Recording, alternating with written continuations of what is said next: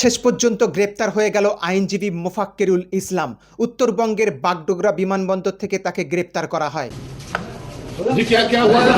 হয়ে যাওয়া বৈধ ভোটারদের আন্দোলন চলবে। ডিলিট হয়ে যাওয়া ভোটার যতক্ষণ না উঠছে বৈধ ভোটার আন্দোলন চলবে।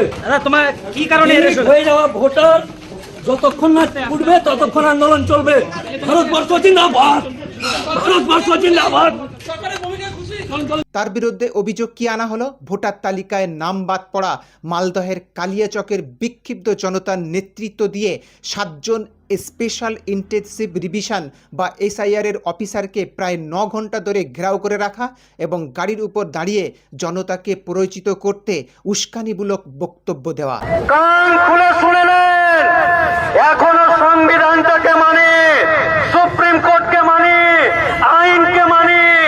তাই আমাদের এই যে ছোট ছোট চিতাবাঘেরা আছে, এই সব আমার মায়ের পেটের ভাইয়ের মতো ভাই। এই আন্দোলন করতে গিয়ে অনেক সময় অনেক নাটক দেখেছি। এই আন্দোলনে যেন কেউ হাত না দেয়। আমরাও কোনো ক্ষতি করব না কারো, আমরা আমাদের অধিকার চাই। যদি একটা জিনিস ভালো করে লক্ষ্য করো তাহলে দেখবে আন্দোলন যখন প্রথম সকালবেলাতে শুরু হয় তখন কিন্তু মোফাক্কেরুল ইসলাম কোনো সিনেই ছিল না।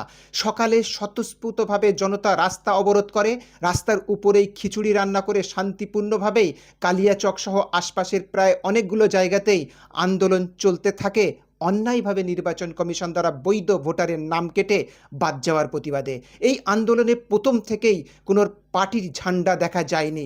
দেখা গেছে মানুষের কাগজ নিয়ে হয়রানি হওয়ার ফলে তৈরি হওয়া রাগের ছাপ, আর এই রাগকে অস্বীকার করার কোনো জায়গা নেই।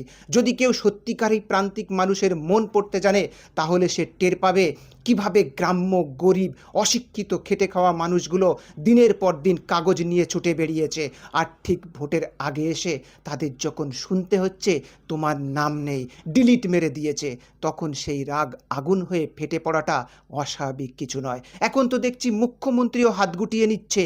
ও মিম পার্টির নেতা, ও আইএসএফ, ও সিপিএম, এটা পুরো কংগ্রেসের প্ররোচনায় হয়েছে বলে হাত তুলে নিল। মালদার মোথাবাড়িতে যে ঘটনা ঘটেছে, যে করেছে তাকে হাতে নাতে কে ধরেছে জানেন?